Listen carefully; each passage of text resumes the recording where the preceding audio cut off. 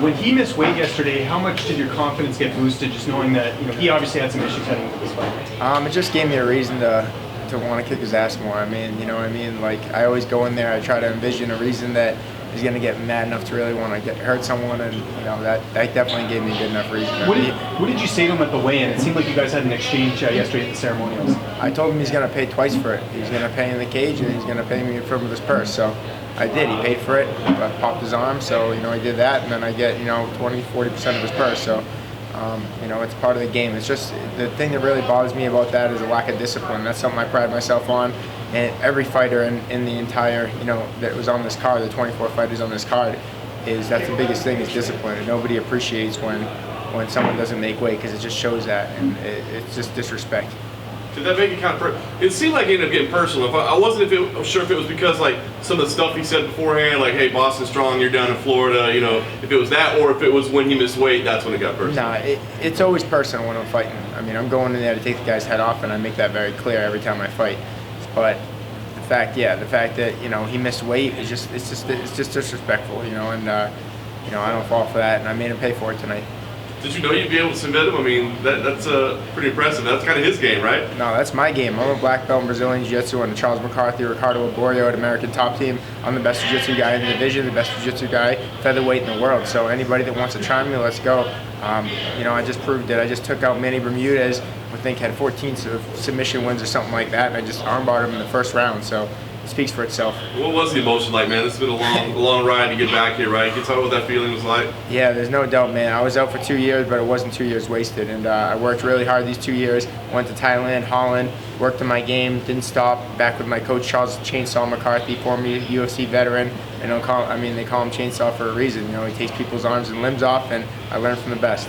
First submission victory since January of 2015. Is there a weight off your shoulders just getting that finish and not going the distance like some of those fights? Yeah, especially. I'm back to my ways, man. I mean, I had 8 first-round finishes coming into this fight. I started my fight career with 9 first-round finishes, and that's how I started. I was 9-0, and then they put me against top 10 Dennis Seaver on 5 days' notice. I had to cut 35 pounds, and I flew to Sweden and Europe to fight their best guy, and it was a little bit early in my career, but this is 4 years later, and this is the strongest, best version of Boston Strong, and I'm back.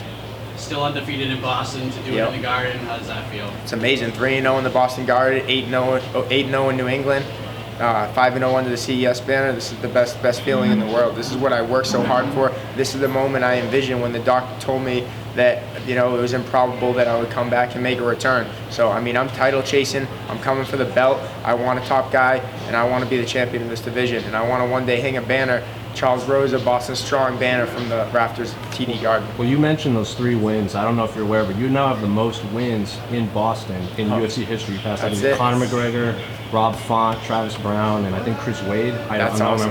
What is that record? That's a stat I like to hear. Boston Strong, baby. And you said you had the best jiu-jitsu in the division, but I think a lot of people are going to bring up Chrome Gracie in that. I don't know if you saw his last performance. What did you make of it? Yeah, I mean, I don't think it was very impressive, and this, unfortunately for him, this isn't jiu-jitsu. This is mixed martial arts, and I've dedicated the last 10 years of my life to training mixed martial arts. I'm a black belt in Brazilian Jiu-Jitsu, yes, but I've also traveled the entire world training with the best coaches. Roger Carl, I have him at American Top Team. Amazing stand-up skills. I've been in Thailand training with the Thais. I've lived there, lived in Holland, trained in Dutch kickboxing. So this isn't I'm not a one-trick pony. I can do it all, and man, I'm just happy that I'm back, and happy I'm back in my city, and the best city in the world, city of champions, Boston.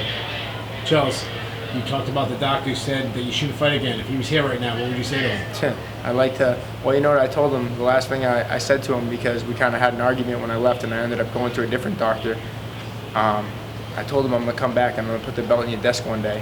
And we had it out. I had an argument with the doctor because just some misunderstandings and some things that he was saying to me that I didn't like. And that's what I said to him. That was the last word I said to him, and I plan on doing that. I know you said you were very upset about Manny missing weight. Yeah. But he's a New England guy, you're a New England guy. He lost 2 in a row. If you can give him some advice, what would you say? I would say start getting some discipline. You know, that's what mixed martial arts is all about, discipline.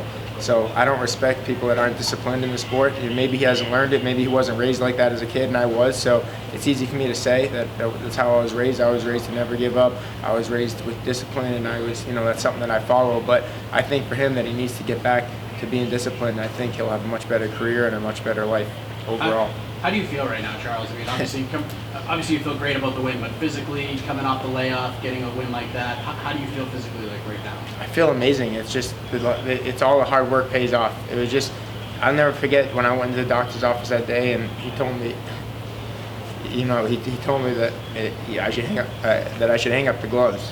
The doctor said I should hang up the gloves. And I said, is it impossible? Can I not ever fight again?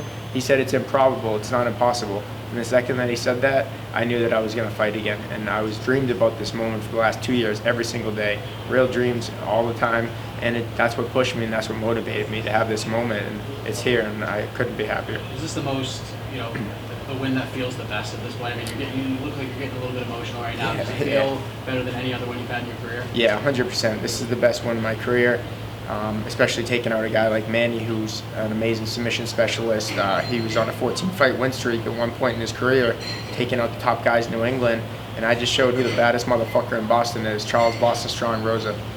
Clearly it didn't affect you, but is ring rust a real thing? Did it take at least a few seconds for you to feel your timing was there? Tell us how it felt. You tell me. I finished the guy in the first round. I don't think I could have done possibly any better, but I also had a layoff before I fought my last one. But no, man, that's just stuff's all mental. Same when I fought Yair Rodriguez. I fought him in Mexico City. They were talking about the elevation, how it's going to affect me, and how I need to get there and do my training camp there. But all this stuff is mental, and I'm mentally strong. I'm Boston strong, and that's the way it is. This is the ring rust is for people that are mentally weak.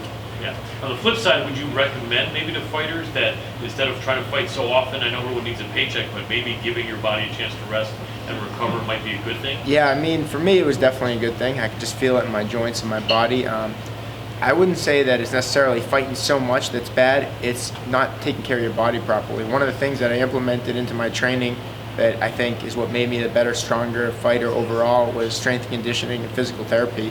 I dedicated the last 2 years, literally for the first year of my rehab, I went to physical therapy twice a day, almost every single day, obviously besides the weekends because they were closed.